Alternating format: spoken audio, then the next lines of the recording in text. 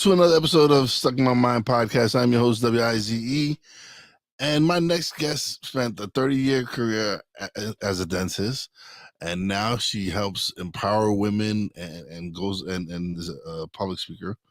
Welcome to the show, Kim Harms. Hello. Thank you so much, Wise. This is fabulous. Thank you for being a guest. I greatly appreciate it. Thank you. All right, so let's just jump right into it. What inspired you to pursue a career in clinical dentistry, and how did that evolve into leadership roles within the American Dental Association? Well, you ask a loaded question there, Wise, because you see, I was born with I was a thalidomide baby, so I was born with missing some fingers. And so I was not really considering dentistry as a possible career choice, thinking like dentists have 10 fingers, right? They don't have 7 fingers, they have 10. But there was this cute guy. My first week at the University of Maryland, there was this really cute guy named Jim Harms, and he wanted to go to dental school. And as a woman of the 70s, I'm a baby boomer. I thought, aha, maybe if I became a dentist too, he would marry me. And that was my motivation. I was a zoology major, so I was taking all the right classes. However, I still had that little detail problem was, were they going to let me into dental school so I could marry Jim? And so I went to my advisor. And again, this is the 70s for any of you baby boomers out there. And went to my advisor and I said, I want to go to dental school. I had terrific grades. Everything was good. I want to go to dental school, but I only have 7 fingers. Do you think they'll let me in? And he said, are you kidding me? No, they're not going to let you in with 7 fingers. What are you thinking? And for a minute there, I thought, dang it. I'm going to have to find another way to get Jim to marry me because that dental school option is not turning out. And as I was leaving, he did something very, very, very important to me. Is he leaned back in his chair. Back in those days, they were smoking, back in the 70s. Yeah. He leaned back in his chair. He had a big cigar. He took some puffs of his cigar and he said, maybe if you were a man, they would let you in. And I was 18 years old. You don't tell an 18-year-old they can't do something. And now I know he has no clue whether I could do it or not. So I went and got my advisors changed, which was not an easy thing to do in the 70s. We didn't have computers back then to just change things. So I got my advisor changed, but this one was even a more difficult advisor. She was really scary. Her name was Dr. Potter. She had kind of crazy, hair. She had little glasses that she would, look over, and she would smoke. When she was in class, she was a geneticist, and she would tell us, one half of the class is going to be gone. Look to your left or your right. They're going to be gone because I'm such a good teacher that you just half the class is going to leave.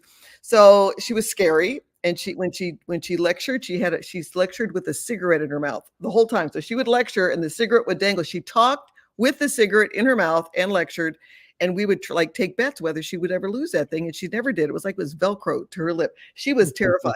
And I thought, well, oh my gosh, now I got to go to this one. I'm in big trouble. But I was so mad at that other guy that I knocked on her door, went in there, and then she did something wise that was very wise and changed my life. I said, I want to go to dental school, but I only have 7 fingers. Do you think they'll let me in? That was the question. And she leaned back in her chair instead of with a cigarette. She leaned back in her chair and she looked at me and she said, wow, I don't know. Let's find out. So I went down. She set me up with the University of Maryland Dental School. I went down there and the doctors there said, can you hold a mirror? And I said, yep, I can hold a mirror. And he goes, fine. Because in dentistry, one hand goes to dental school, the other hand holds a mirror. So I pursued dentistry. Dr. Potter followed me. She was just a very wise woman. And then the best part of the story was I got the guy. So we got married before dental school. So it all worked out great. That was a really loaded question to ask me because that's not the normal story. And I would not advise anybody these days ever, including my grandchildren, to determine your career based on a guy. That just don't do that. It just happened to work out for me, but that really don't do that.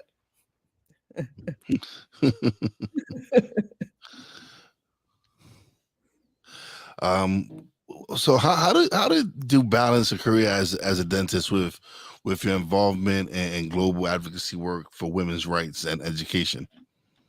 That husband that I picked was a really good choice. That was the key. I think when you enter marriage as a team, it makes a big difference. And he was very supportive. He was a dentist too, so he wanted me to kind of fight for those things. And he was very supportive. So I was like the first female president of the Minnesota Dental Association and the first female president of any association in the Upper Midwest. So I would have to, I had to just change rules basically. I told them that if they wanted me to be president, then I wasn't going to go to all the subcommittee meetings and all the, all the committee meetings because really that's a lot of time spent and not a lot of work done. I said I'll go to the board meeting once a month and I'll go to whatever, if I have to testify, I'll do those things. My husband allowed me, because we worked together, to take time off of work to do those things, and I was able to make it to every single game and activity that my kids had. So um, it was basically that choice that seemed kind of crazy. I really picked out that Jim Harms. A choice at the time was a good one, and I think the key is to have that supportive relationship. What advice would you give to young women interested in pursuing a career in healthcare, especially in fields that are still male dominated?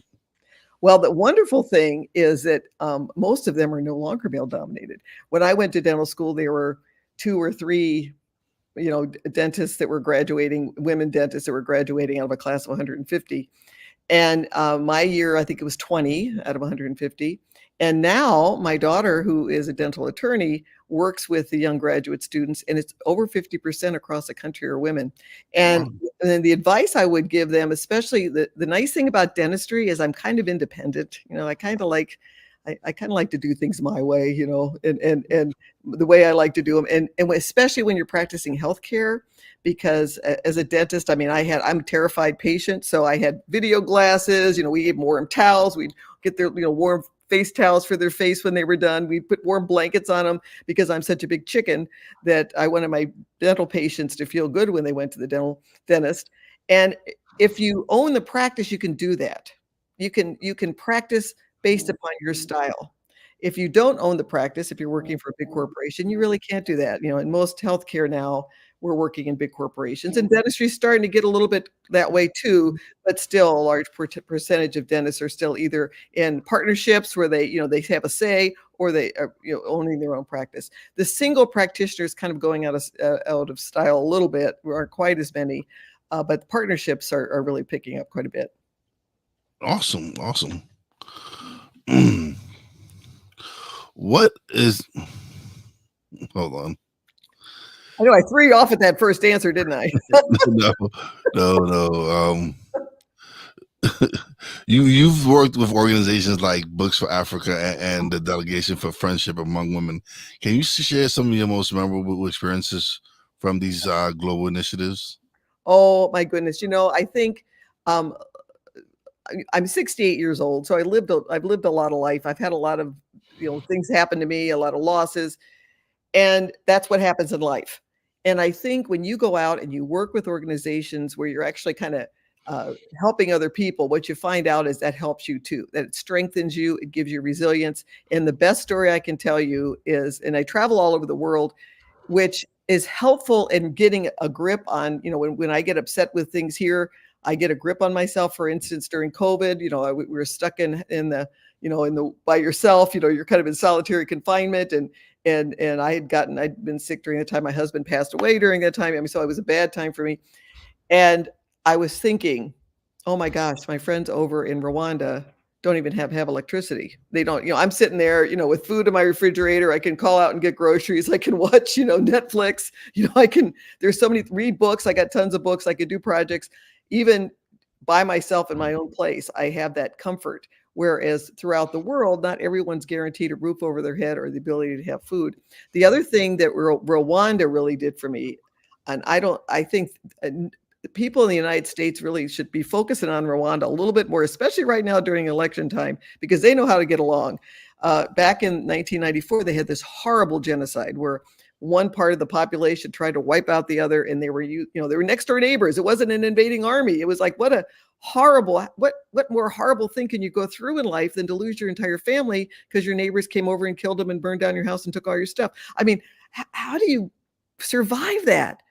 But what they did is they figured out that unless they took care of the enmity between the two groups, unless they took care of that by, first of all, put the people in jail, have a justice system that works, put people in jail, but then when their jail time is up, and now it's been up about 10 years, when the jail time is up, reconcile, forgive them, and bring them back into the community and have responsibility. They basically have to kind of maybe help out the family that they hurt.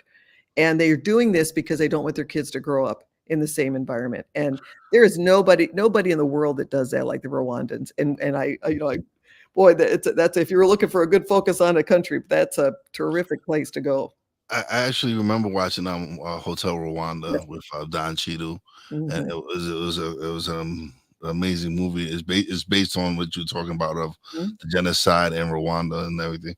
So yeah, if anyone who wants to find out kind of the story of what happened, check out Hotel Rwanda. It's a really good movie, and it'll open your eyes to a lot.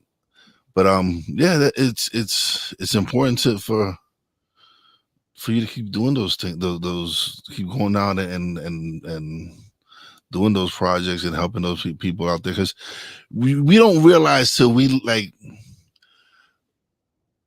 when I went to the Dominican Republic, Mhm. there's a big difference from how they live to how we live here. Like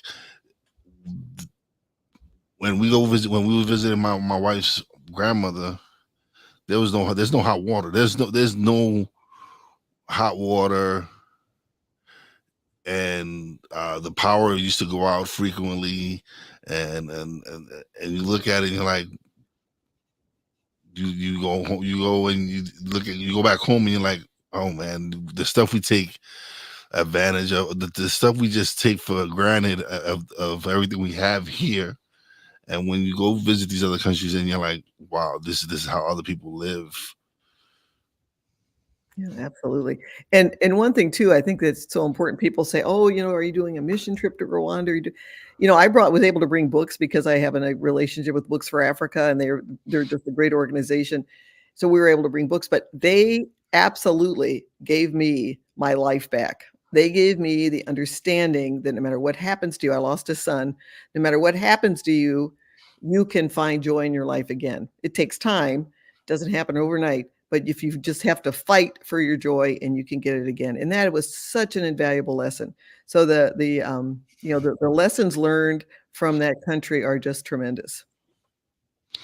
You mentioned your son. You actually have the Eric Harms Memorial Library. How does that project contribute to education and global outreach? Well, it's my son took his life, his own life. He was a brilliant, wonderful student at Columbia University. He was on student government. He was an engineering student on the dean's list. He got his dean's list first semester. He was in the plays. He was just so active. He was a brilliant jazz pianist in the jazz programs there. He was on top of the world when he came back after his first semester. He was just on top of the world. And 2 weeks into his second semester, his girlfriend broke up with him, which is a normal thing. I mean, Mhm. if things are, if it's not a mutual relationship, you gotta break up, right? You have to do Yeah. that. So it was a normal thing. And within 45 minutes, that impulsive brain of his that made him such a great jazz pianist, took over, and he was gone in 45 minutes. And, we were shattered. We were just absolutely crushed. But he was, I talk a lot about in my book about legacy, and he was a Latin scholar. He was just this crazy guy. He loved, books. He would save, classical literature from the libraries when they were kind of getting rid of it. He would go and his room was full of books. So this was a perfect way to remember him. And what we do, Books for Africa is a group I work through, the Eric Harms Memorial Libraries in Rwanda. And what we do is we have 65 libraries all over the Mhm. country, and each one is just a wonderment in itself. It's wonderful. Like one of my favorites is this little village up in Gorilla Country where they built a community center for the village, and part of the community center is the library, and we have about 5,000 books there and a bunch of computers that are there. And now they have a computer club, these young, 15, 16-year-old people that are students that are just actively excited about their computer club, that they get together, once a week and learn things on the computer. And the kids are learning how to read, and then the older people are coming in, and it's a real community meeting place. So that's one of the most exciting ones. Another one is we have Thomson Reuters, which publishes law books, worked with a group with Kofi Annan was the chair originally, and Walter Mondale, and they worked together and they developed a law library specifically designed for emerging democracies in Africa. So we sent 4 of these big law libraries to the law schools and to the bar associations. So we have the law libraries here, which are just, I mean, a fabulous collection, all brand new books. I don't know how they do it. And then the Merck company, through Merck Manuals, they do this kind of the little medical Bible. You know, it's got everything you need to know if you're by yourself, you know, want to take care of something, you can look it up in the Merck Manual for medicine. It's like a little medical Bible. And they have a relationship with Books for Africa. So we were able to send thousands of Merck manuals, first of all, to the dental students, because I'm a dentist. So I got connected with the dental group first. And so we gave first to the dental students, and the physicians wanted them. So we send them to the physicians, and the nurses wanted them. A lot of the nursing care, a lot of the medical care out in the country is done by the nurses. So they needed them too. So we were able to spread those out. So we go all the way from we have picture books in the Batwa, or the indigenous peoples community. They're just kind of emerging into education. They were not receiving that for a while. And we gave picture books to them because the parents can't read, but they could show their kids the picture books. We start out there and we go all the way to the medical library, dental library, law library. So we cover it all. And again, it's been one of the most greatest privileges of my life to be able to go and have a relationship with those incredible people in Rwanda. Amazing. Let's see. Okay. Can you tell us more about your role as vice chair of the Union Gospel Mission Board and the work that organization does?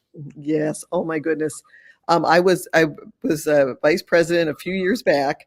That was just one of the things that I did, and it is a fabulous. You know, there's so many people out there, and the drug addiction problem is just a horrible thing. I have a nephew that's affected by it, and of course, not just one person is affected by that. Everybody that comes in contact is affected by people that have become addicted to drugs, and that's one of the main reasons for homelessness.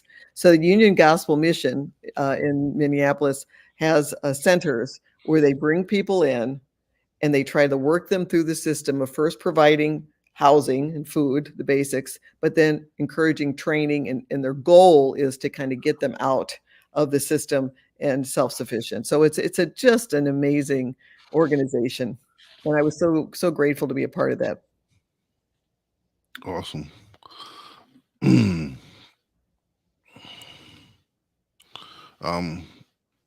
Okay. Oh man, let's see. Wow, I'm an old person, so I got a lot of material. So you can just, you know, longer you live, the more stuff. What advice would you give someone who's looking to merge a career in healthcare with a passion for global activism? There are so many opportunities. There are so many opportunities out there, and the key is to get yourself in a situation where you can perform your duties. If you're expecting to have a job here and use that kind of on the side, then you need to just make sure that you have a situation where you have the ability to take off enough time to do that, which is great. If you want to go into it full time, I thought that one of the best organizations is St. Jude's Hospital. I worked at one of their hospitals in the Caribbean, and you can pretty much go there. You kind of have to support yourself. That's of course the problem. But you could do that full time. It's an amazing experience. And I always thought, I don't have any experience with this, but I always thought it would be fun to get on one of the cruise ships, Doctors Without Borders, or some of the cruise ships where they just take the boat, so you don't have to keep repacking everything. Which I'm a woman of creature comforts, so I don't like to have to pack and repack. You kind of have your spot and you go from one place to the next. I mean, there's so many opportunities, and if you're young and you're in a situation where you don't have the responsibility of taking care of a family yet, or maybe you do, and you want to get them involved, those are just tremendous opportunities. And I would just start. They're everywhere. They're everywhere. Okay, awesome. So what has been what has been the most rewarding aspect of your work in global women's advocacy, and what keeps you inspired to continue? I was able to, I was president, I just finished my term, of a group called the Delegation for Friendship Among Women. And we visit countries that are kind of emerging. They're emerging countries. And typically, one of them was Rwanda. That's how I got to associate with them. They were looking for books in Rwanda, and I was the book lady there, so I got associated with them then. But recently, our last trip, we didn't go to a really what we traditionally considered an emerging country. We went to Poland because we were really interested in what we could do to help the women and children that were displaced by the Ukrainian war. Okay. And Poland has taken a very large number. In fact, when the war broke out and Poland, was surprised because Poland is a neighbor, right? They were all, all of a sudden war broke out and there were these people trying to escape. They took many of the refugees into their own homes for the first couple of months until the state could kind of get settled as to what to do. And I was able to work with some of them and understand them. And one of the things that I thought was just an amazing experience is a young girl that was there, a teenager, had her father had called and left a little message for all of us that were coming.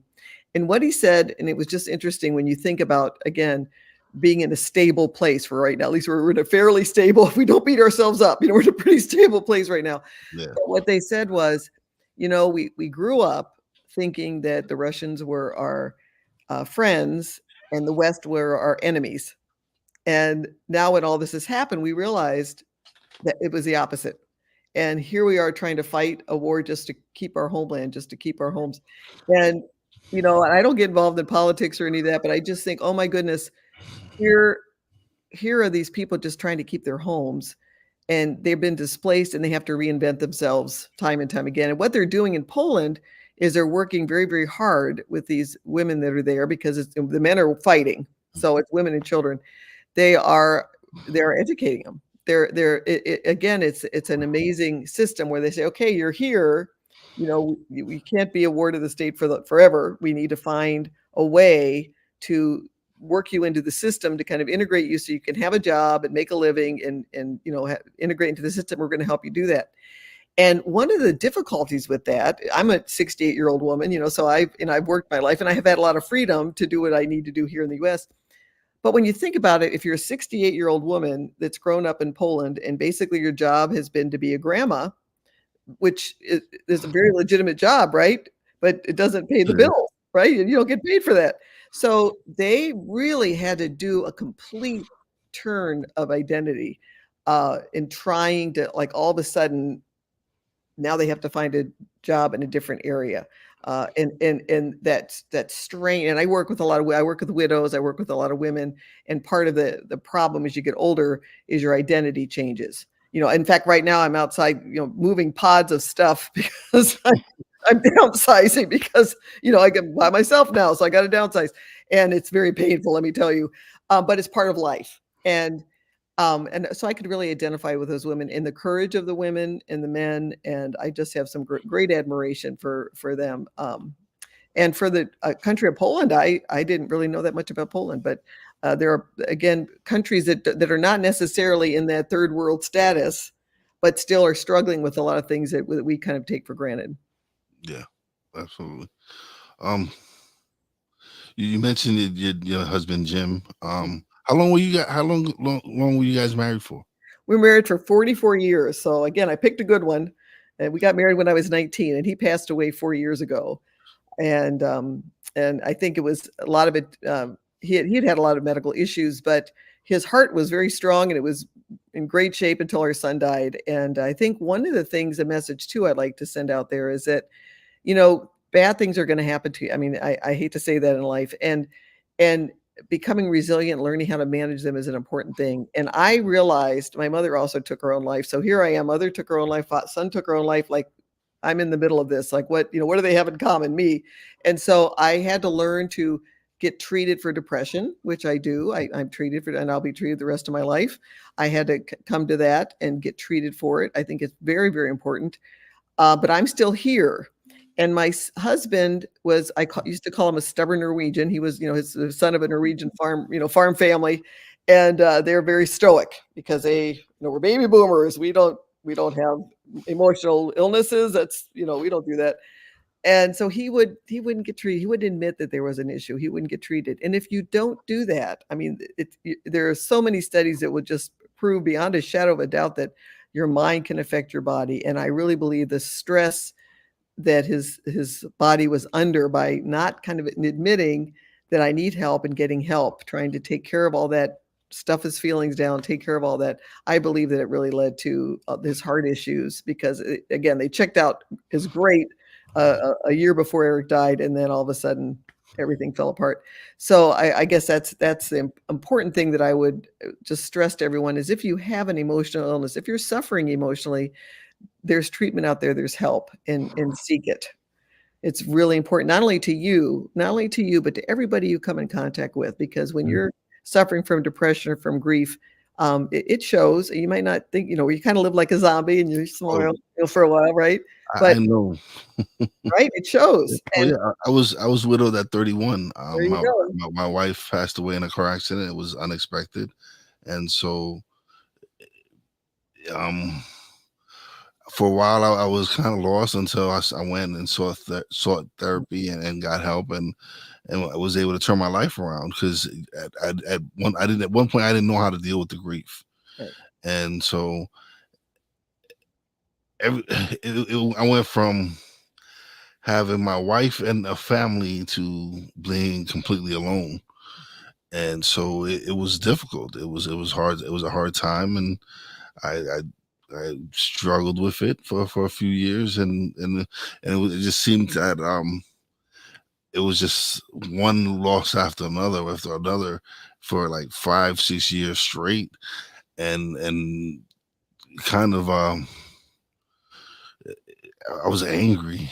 It was anger inside of me that why me? Why is this happening to me? Well, why God? Why are you doing this to me? And for many years, I was just angry with God, and until the time, a voice in my head was like, "This isn't where you're supposed to be at. Mhm. This is not your life path. This is not what you're supposed to be doing." Um, and told me t- told me I need to go get help, seek help, and I did, and I was lucky enough that I've met my wife that I'm with now, and we've been together now for over what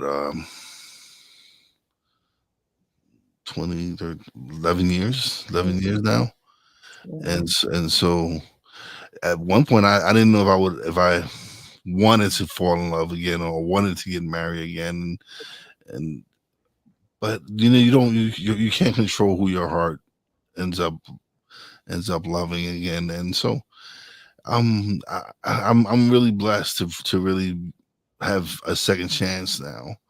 And when my wife is amazing, she's stubborn, but she makes me a better person, and she really is very supportive when I'm because she could have easily been when I started my podcast, right? She could have easily been like, hey, you're 40 something years old. What are you doing starting a podcast? What do you know about starting a podcast? But no, she saw how passionate I was about it and how much I put into it that she was like, okay, what can I do to help you make this into a business? What can we do to make this something that you can generate some income or something from?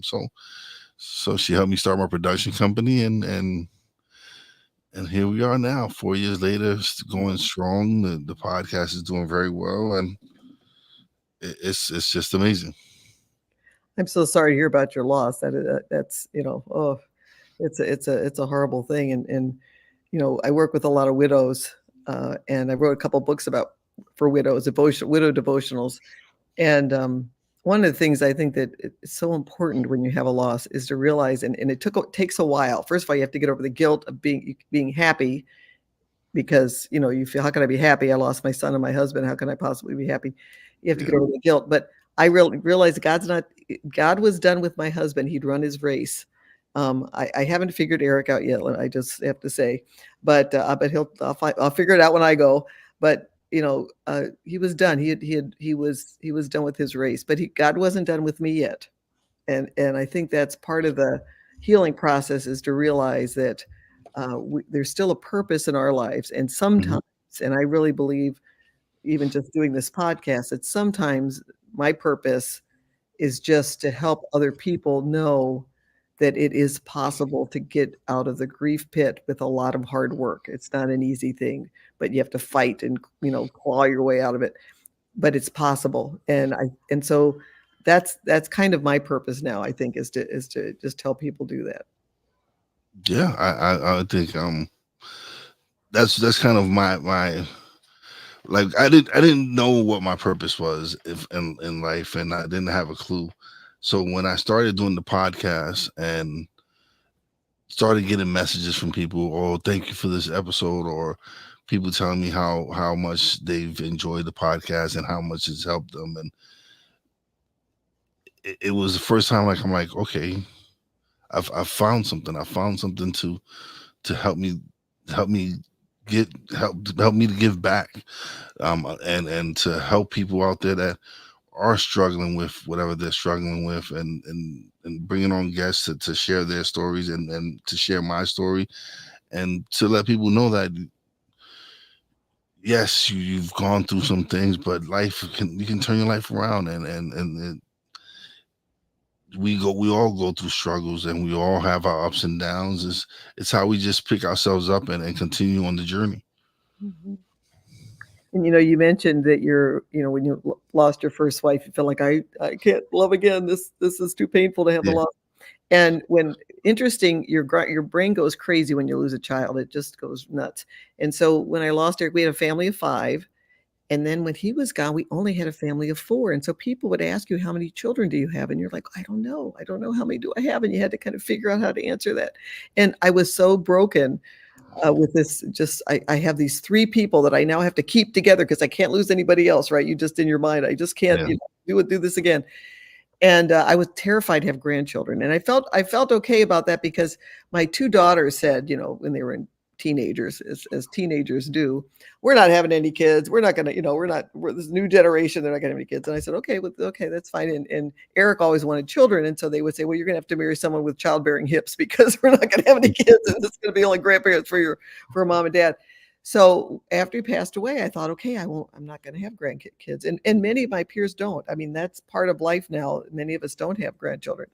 But I thought for a while, I can't have grandchildren because I can't love somebody again like that because every person I love, I have a risk of losing. So if I only love 3 people, then I only, the chances of losing one is less than if I have these other people that I love. And so it was just this absolutely crazy thinking.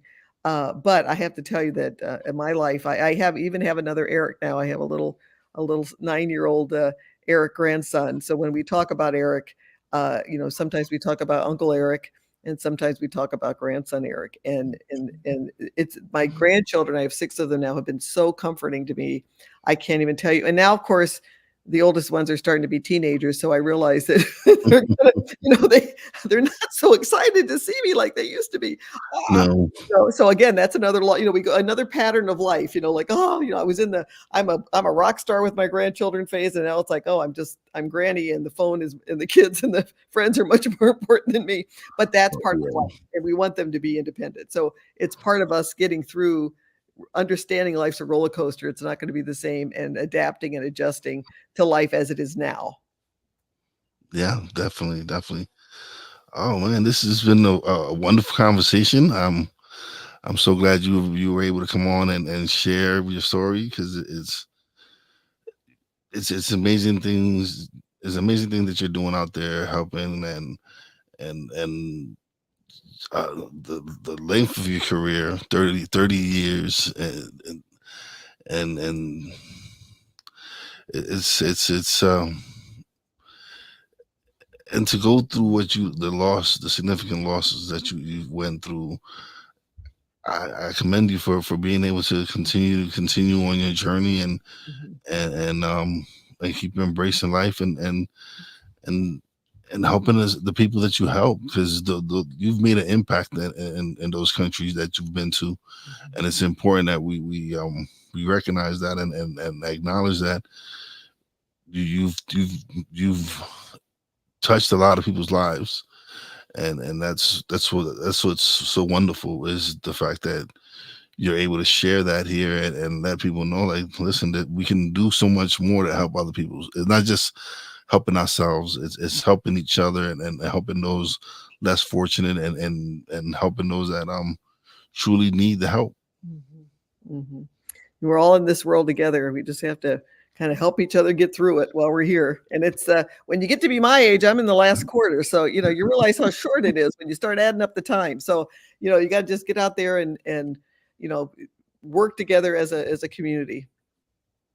Yeah, and that's something that has really been lacking is community. Mhm. um I've been blessed that in the podcasting community there are so many wonderful people, and the relationships I've been able to build, and just the the people just willing to help me, like, because I didn't, when I started, I didn't have a clue of what I was doing. I wasn't in media, I wasn't in entertainment. I didn't have a clue about mics and any of that. All that I've learned myself, and taking courses and everything, and then also connecting with other people, and becoming part of a community where it's people willing to help you, and people willing to, especially when they see that you're dedicated to really trying to learn. And if they see that you have the fire and you're willing to improve, and that, you'd be amazed at how people are willing to help you. Mhm. But thank you so much for being a guest. Now is the time where you get the solo screen and you get to plug away, let everybody know where they can find you at, and everything that you do. Well, thank you. Well, my book is called, my latest book. I have Naomi and the Widows Club, which are a devotional Christian devotionals for women, for widows, women and men, and widowers. But my main focus right now is a book called Are You Ready? How to Build a Legacy to Die For. And I designed that book. It's 3 parts. First one is building legacy. The second part is facing death and dying. Third part is all the things we need to do to give our children a soft landing, because that's my next graduation. I mean, I'm at that age. I'm in the fourth quarter. I'm going to go at some time. And instead of my leaving the earth and my children mourning over me and then searching through all my stuff, trying to find all my documents and everything, they're going to, they have a little legacy binder that I prepared for them. And everything is in there, all my titles and documents and passwords and everything they're going to need to know. But also, so when they look through that, they're going to say, oh, mom loved us. She put this together for us so we wouldn't have to suffer anymore after we died. And then I'm writing Valentines to them, little love letters to them. So as they're going through, they're going to, and then they think, oh, mom loved us. She put this together. Then they're going to open it up and say, mom really loved us because she left us all Valentines. So I'm really focused now on helping people get prepared for that next final step. And either you're in the fourth quarter like me, just because I can do the math and I'm old, or you don't know, because we don't know when death is going to happen. So if you You know, bought life insurance for your family, I really believe it's time that you really start looking at making sure that everything is together for them after you go. it's amazing that you mentioned life insurance. It's amazing how many Americans don't have life Um, insurance because they feel like it's a waste. But it's like, okay, you insure your car, you insure your home. Why not insure yourself? Why not protect the most valuable asset, and that is yourself? Right. And do it when you're young. I Yeah, think many people wait too long and then it's very expensive. But yeah. if you start when you're young, it really is not a large expense. Mm. The premium price is amazing when you get it at 21 compared to 41 or even 31 or 51. So yeah, definitely. But thank you so much for being a guest. Let me close out the show and we'll chat a little bit off the air. But yeah, thank you for sharing your story and being such a wonderful person. Well, thank you. This has been just a pleasure to be here. All right. Another great episode. Another great episode in. Oh, let me take you off there and put myself there. Thank you again for being such a great guest. Thank you. All right, another great episode in the books. I'm blessed to be able to continue to bring you some great episodes and some great guests. I love what I'm doing. I'm having a great time podcasting, and just keep your heads up and know that regardless of what you go through in life, there's always a light at the end of the tunnel. You can pick yourself up and dust yourself off and continue and bounce back. Um, Big shout out to my Real Wise fam, Poppy J, Brandy J. Love you guys. Big shout out to the boss lady. Love you and appreciate you. Big shout out to our guest, Kim Harms, for coming through and sharing her amazing story. And as always, a big shout out to all the essential workers out there. God bless you. Be safe. Please, if you haven't subscribed, please do hit the notification bell. Share with your friends. You know how your boy Wise does it. Peace out.